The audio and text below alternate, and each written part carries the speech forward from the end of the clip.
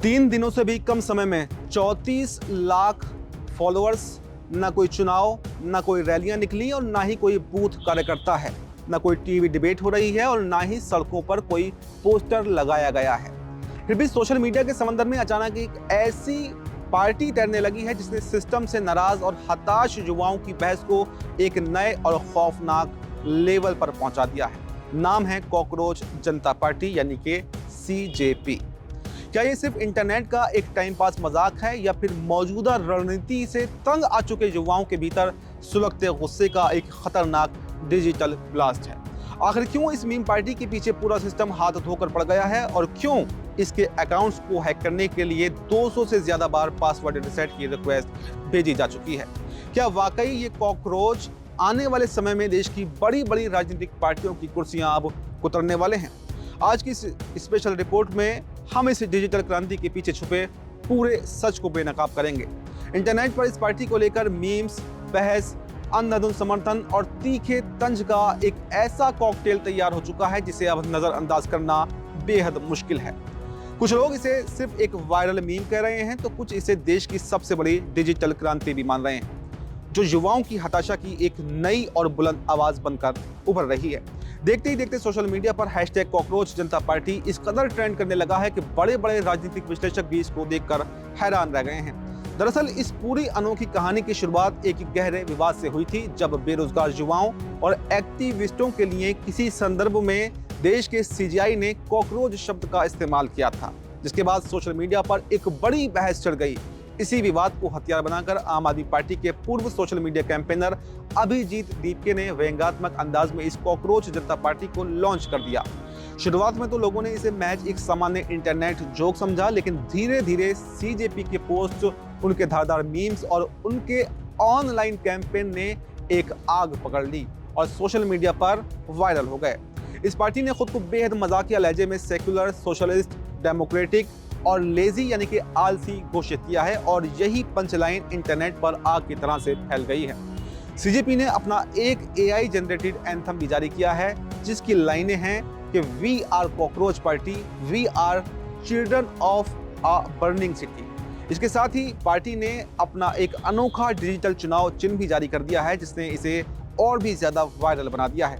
CJP की सबसे बड़ी ताकत है उसका ये व्यंग्यात्मक और सीधे दिल को छू लेने वाला अंदाज, क्योंकि इससे जुड़ने वाले ज्यादातर वो युवा हैं जो खुद को ओवरवर्क्ड या ओवरफेड और इस पूरे सिस्टम से पूरी तरह इग्नोर महसूस कर रहे हैं। इस पार्टी की सदस्यता की शर्तें भी इतनी मजेदार हैं कि कोई भी खुद को इससे जोड़ने से बिल्कुल भी नहीं रोक पाएगा। इन शर्तों में लिखा हुआ है कि आपका बेरोजगार होना जरूरी है, आपको हमेशा ऑनलाइन रहना होगा, आपको वहां आलसी होना चाहिए और एक प्रोफेशनल शिकायतकर्ता भी होना पड़ेगा। यही वजह है कि यह मजाक अब सरकार और सिस्टम के खिलाफ एक तीखा डिजिटल तंज भी बन चुका है, क्योंकि आप देख सकते हैं कि एक से एक पंचलाइन यहाँ पर कॉकरोच जनता पार्टी दे रही है। लेकिन ये खेल सिर्फ हंसी मजाक तक सीमित नहीं रहा।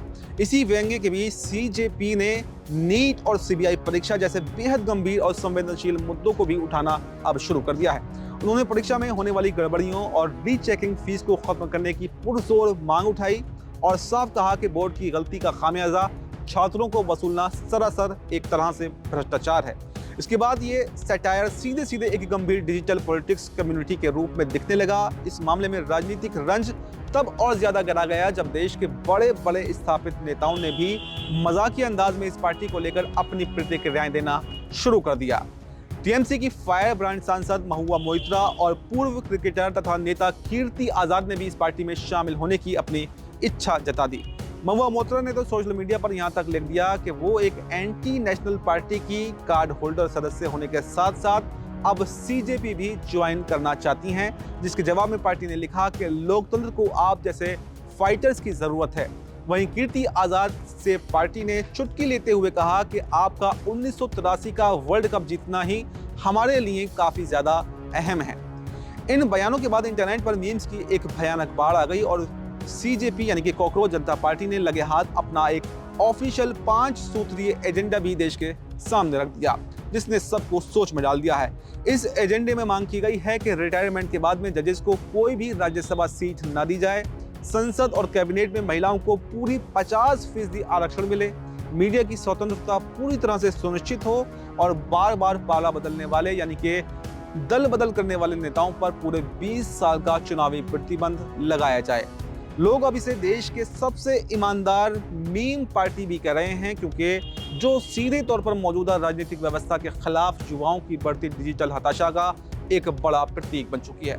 लेकिन इस कहानी का सबसे दिलचस्प और खतरनाक मोड़ तब आता है जब सीजेपी की कोर टीम ने यह दावा कर दिया कि उनके सोशल मीडिया अकाउंट्स को लगातार हैक करने की कोशिशें की जा रही हैं और उनके पास 200 से ज्यादा बार पासवर्ड रीसेट करने की संदिग्ध रिक्वेस्ट भी आ चुकी हैं। समर्थकों को आरोप है कि आवाज को दबाने और ऑनलाइन साइलेंस करने की एक सोची समझी साजिश हो सकती है। हालांकि इन हैकिंग्स के दावों की कोई आधिकारिक पुष्टि नहीं हुई है, लेकिन इसने इंटरनेट की दुनिया में एक बहुत बड़ा सवाल जरूर खड़ा कर दिया है कि आखिर एक मीम पार्टी ने इस पूरे सिस्टम को इतना डर में क्यों लाकर रख दिया है। क्या कॉकरोच जनता पार्टी सिर्फ कुछ दिनों तक एक वायरल इंटरनेट ट्रेंड है, या फिर ये युवाओं के भीतर बेरोजगारी, महंगाई और पेपर लीक से पैदा हुई राजनीतिक निराशा है?